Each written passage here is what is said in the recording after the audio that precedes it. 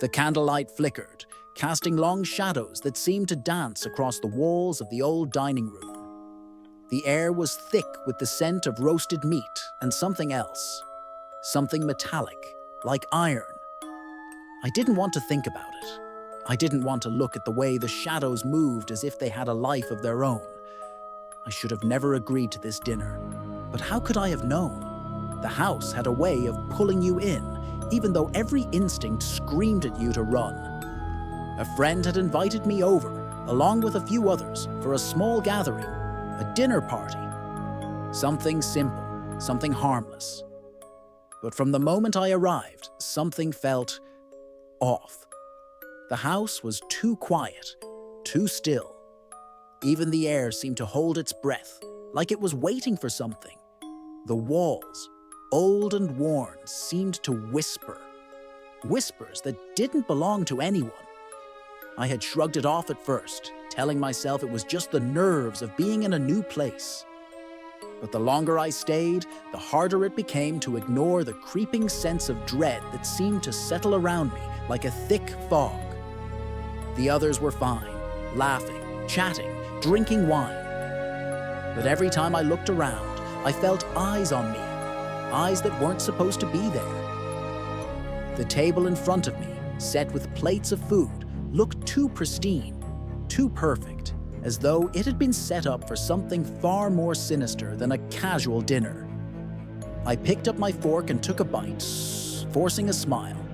The taste was fine, but it was wrong. It wasn't the flavor, it was the feeling that accompanied it, like the food was somehow tainted by the atmosphere of the house. But no one else seemed to notice. Everyone else was talking, laughing, pretending like this was just any other night. And that's when I heard it.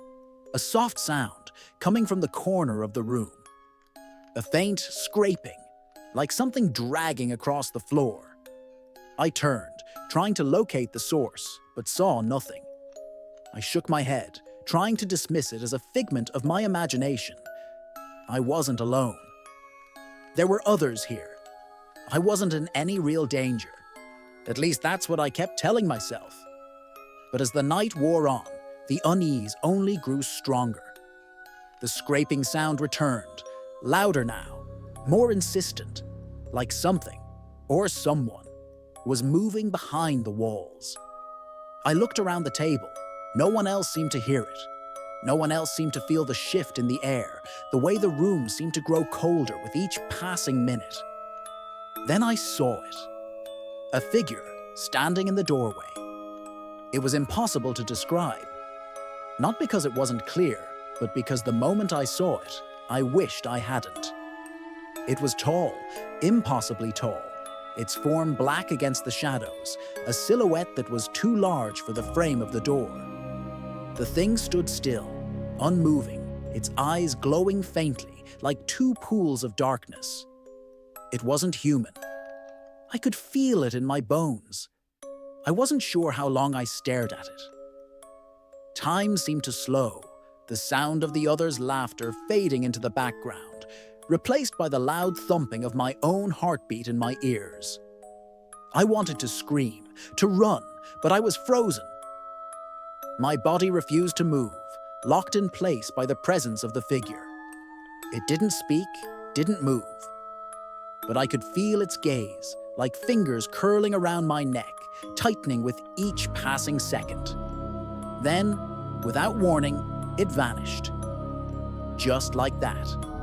As though it had never been there at all. I blinked, looking around the room, trying to make sense of what had just happened. Had I imagined it? Was it just a trick of the light? But when I looked at the others, they hadn't noticed. They were still eating, still talking, as though nothing had changed. But I felt it, the shift in the air, the weight that had settled on my shoulders. The unease was no longer something I could ignore. Suddenly, I wasn't hungry anymore. I pushed my plate away, my hands shaking.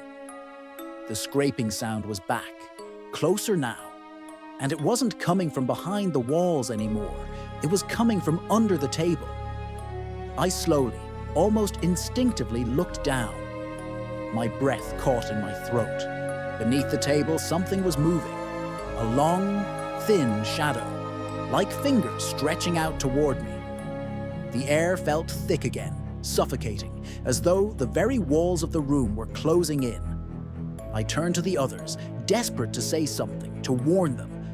But when I opened my mouth, no sound came out. It was as if my voice had been stolen, taken by the oppressive darkness that seemed to surround us.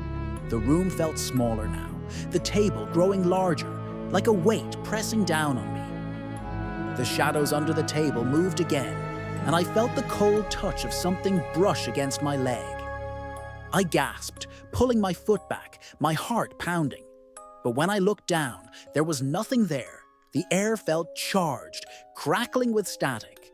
I wasn't alone in this room anymore. I could feel it, something dark, something ancient, crawling closer. One of the other guests looked at me, there,